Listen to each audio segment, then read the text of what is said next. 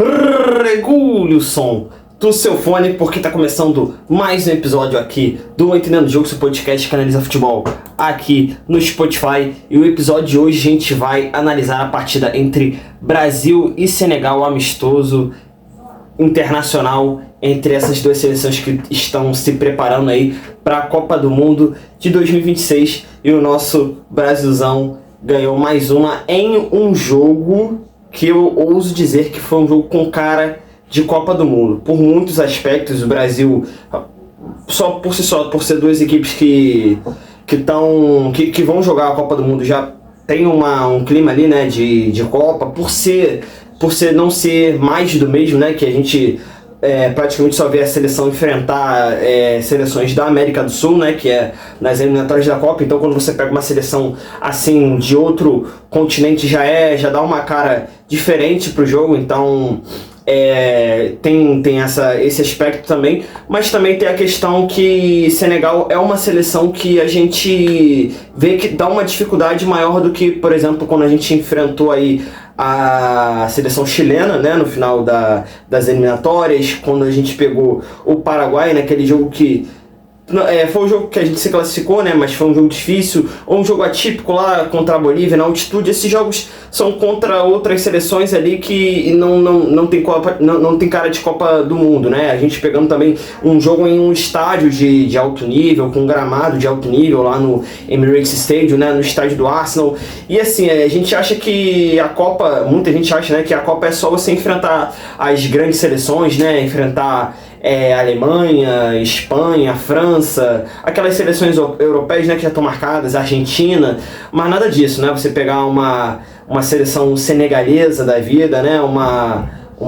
Deixa eu ver, um Uruguai, ou de repente, não sei, aí eu teria que pensar melhor, mas esse tipo de seleção pode ser um jogo de fase de grupos que seja muito difícil pra gente, né? Pra gente conseguir buscar os 3 pontos, e pode muito complicar a nossa vida, ou pode ser um jogo de começo de mata-mata, de oitavas, por exemplo. E é esse tipo de jogo que o Brasil também precisa passar por essa experiência para conseguir ganhar mais sustentação, para o time ganhar mais solidez e ir para a Copa do Mundo mais preparado. Uma outra coisa que eu gostei muito da seleção no jogo de ontem foi a raça, um time muito vibrante. Todos os jogadores ali que estavam dentro de campo estavam querendo muito, estavam buscando a todo momento ali ganhar, brigar por cada bola, ganhar cada dividida. Em vários lances aí que você vê o time, tudo bem, no começo do jogo, porque tá mostrando aí o começo do jogo, né, mas você vai ver aí em vários momentos o time querendo pressionar alto, como por exemplo ganhar essa bola aí na pressão, em cada jogada ali, que o próprio Bruno Guimarães, por exemplo, ficou muito marcado ali na minha mente, uma jogada que ele ganhou ali mais ou menos na metade do segundo tempo, que ele ganhou a dividida, acho que foi escanteio, lateral, sei lá, e deu um gritão assim pra torcida, assim. Eu gostei muito dessa questão. Pelo menos no primeiro tempo o time tava querendo muito. No segundo tempo teve aquela queda ali de intensidade, eu particularmente não gostei disso, mas de repente eu não sei se o Ancelotti queria testar mais um aspecto, o aspecto não, queria testar mais a parte defensiva da seleção, como que ela ia se portar se defendendo de Senegal, quando precisasse só apenas fechar uma retranca, né? Mas o primeiro tempo com um time muito pra cima, querendo em todas as jogadas, e isso eu gostei muito. O primeiro tempo assim foi um primeiro tempo de manual da seleção brasileira. É exatamente essa seleção que dá gosto pro torcedor brasileiro assistir. É essa seleção que todo mundo quer para a Copa do Mundo em 2026. E a gente vê que em cada partida, né, ainda é muito pouco tempo, né, de análise, é um tempo muito curto desde que o Ancelotti chegou, é cedo para falar, mas em cada partida a gente vê o Brasil evoluindo cada vez mais taticamente. Tem aquele primeiro jogo contra o Equador, que, né, estreia ali, o cara chegou praticamente ali em cima da hora, não teve muito o que fazer, mas conseguiu segurar um empate ali contra o Equador, criando uma chance ou outra, né, mas principalmente um time muito sólido defensivamente.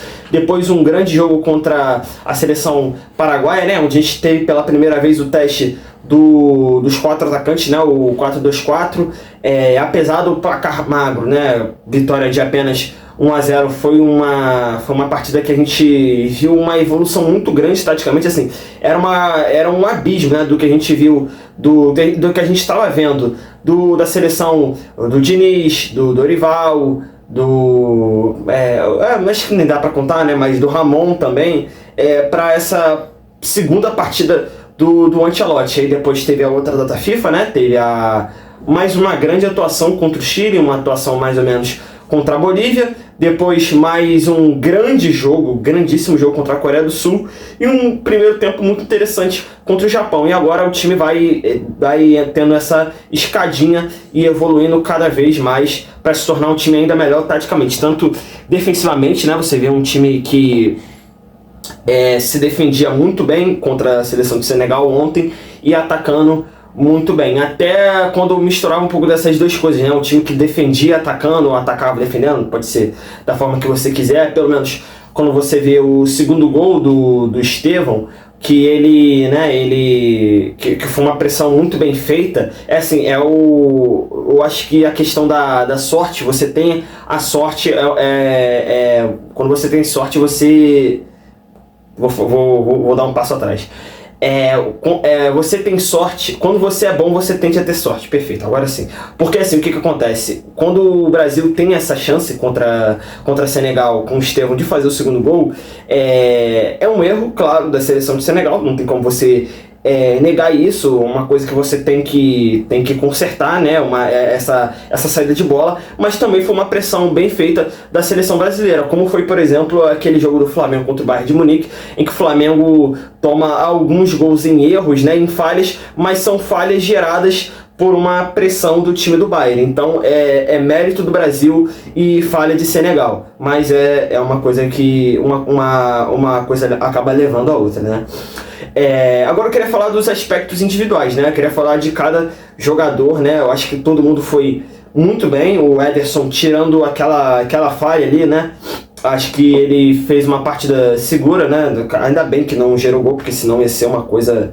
Ele ia ser completamente destruído pelos brasileiros. Mas ele foi bem. Eu acho que é o nosso segundo goleiro, mais uma vez. É o cara que tem que ser o nosso segundo goleiro, do Alisson para a Copa. Militão, cara, gostei muito desse teste do Ancelotti, uma coisa que, assim, eu não tinha imaginado, né, que era uma possibilidade, e assim, cara, não é uma coisa que a gente pode precisar. Eu acho que o Militão pode ser, pela partida que ele fez ontem, né, se ele for manter esse nível, eu acho que é o cara que pode ser, sim, o nosso lateral direito para a Copa do Mundo. É uma das opções, é um cara que, assim, a nossa zaga é muito boa, né, em meio a algumas lacunas ali que essa safra não preenche bem, como a lateral ou às vezes ali a camisa 10, né, é uma coisa que está em falta no Brasil, por exemplo. A zaga é um lugar onde a gente está bem seguro, né? A gente tem vários zagueiros bons. O Marquinhos é um zagueiro muito bom, o Magalhães também em altíssimo nível, o próprio Militão, apesar de ter ficado muito tempo machucado na última temporada.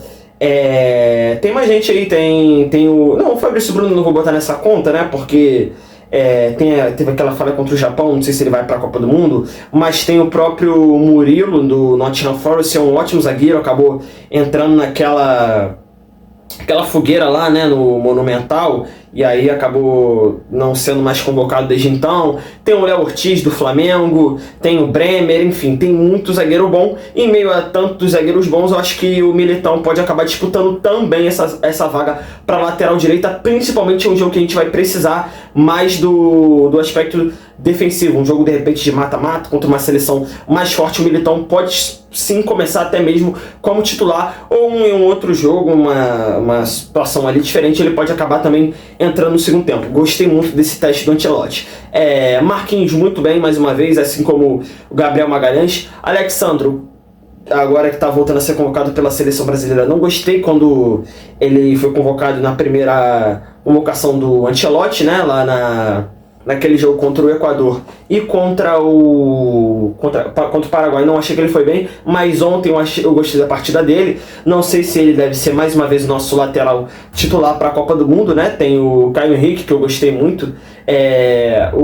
Qual foi o outro que eu achei que jogou? O Douglas Augusto, não. Ó, o Ederson aí. O Douglas Augusto, não gostei das atuações dele.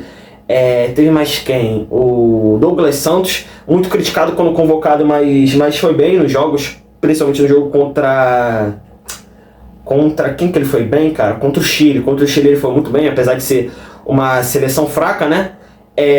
Bom, indo agora para o meio campo. Casemiro, espetacular a partida do Casemiro, mais uma vez, acho que talvez tenha sido o melhor jogador em campo.